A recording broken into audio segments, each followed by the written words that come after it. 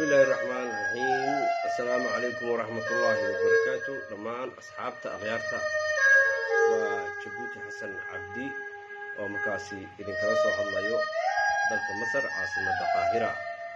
يوتيوب كعاد يقدعون إنسان وجبوتي حسن دمان أصحابتا أغيارتا حلي كستو أيدين تاي في نمو رأسن waxaan rabaa inaan ka hadlo arrin maalmahan social media dhex socotay iyo dhammaan caalamka wadamada carabta. Arrintaasi waxay ahayd gabar Soomaaliya oo dishay wiil Masar ah. Haddaba arrintaasi siday u dhacday iyo halka ay ka dhacday aniga oo Jabuuti Xasan ayaa idiin sheegi doona haddii alla idmo.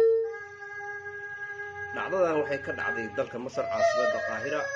gabadha waa gabar Soomaaliyeed ilaa hadda saxaafadda ama hay'adaha amniga ee wadanka Qaahira ma is sheegin gabadha magaceeda, balse arrinta siday u dhacday haddaan idin kaga dhaco waa gabar yar oo markaas da'deeda lagu qiyaasay 16 jir ilaa 15 jir. gabadha waxay ka mid ahayd UN-ka ayay ka diiwaan gashay, gabar qaxooti ayay ahayd. marka abkaan loo yaqaano Uber-ka ayay ka dalbatay taxi si ay u aado ballan ay markaasi ka lahayd UN-ka. taxigii markii ay dalbatay oo wiilkii uu qaaday taksiilaha ee masaarida ahaa meeshana ma dhow, waa meel aad iyo aad u fog. qiyaas ahaan haddaan qiyaaso waa xamar iyo afgooyo kala ah, waa meel adigu 2 saac loo soconayo.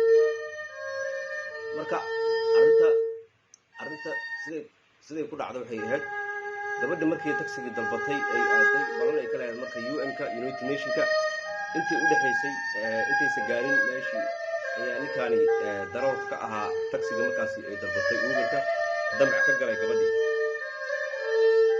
meel wadada dhinaceeda oo duur ah uu ku leexiyay gabadhii ayuu wuxuu damcay inuu kufsado. gabadhii adigu waa uu iska caabisay, adigu ninka toorey kula soo baxay oo markaasi uu rabay inuu ku handado. tooreedii ka dhacday gabadhii, marka tooreedii ayay qabsatay. wiilkiina waxay ka gelisay sararaha ilaa fiiraha dhowr toorey ku dhufatay. ninkiina meeshuu ku nafbaxay. ilaan xaqa ilaahay baa u hiiliyay, gabadhaas ilaah baa u hiiliyey. wuxuuna rabay inuu markaasi ku dheelo mustaqbalkeeda oo markaasi ku ciyaaro oo sidoo rabo ka yeelo. waxaase hadda iskale allah oo markaasi u hiiliyey gabadhii. ninkii dekanaha dagarqabaha ee rabay gabadha inuu kufsadana gabadhii bartaas ayay ku badbaaday. markii ninka ay dishay way ka tagtay meesha, waxay tagtay UN-ka ayay u sheegtay, waxay tiri nin baa soo dilay, waa kaasaas ayuu dabacsanaa inuu kufsado. markaasi gabadhiina waxaa la wacay booliska gacanta loo geliyey. hadda wararka aan helayno ayaa sheegaya in gabadhii markaasi la sii daayey maadaama ay nafteeda difaacanaysay.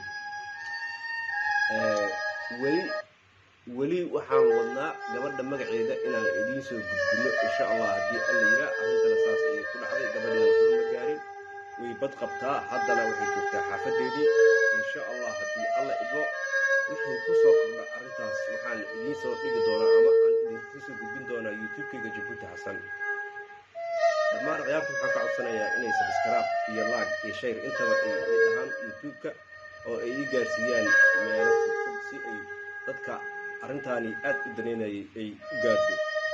marka asxaabta waxaan leeyahay arrinta saas ayay u socotaa. insha allah haddii alla idmo arrintana anaa idiin soo gudbin doona haddii alla idmo. gabadha waa gabar Soomaaliyeed oo markaasi qaxootiga ka diiwaan gashan. qofka qaxootiga ka diiwaan gashanna haddii dhibaatay wax gaaraan waxa ay markaasi mas-uuliyaddeeda iskale United Nation-ka ayaa u doodo.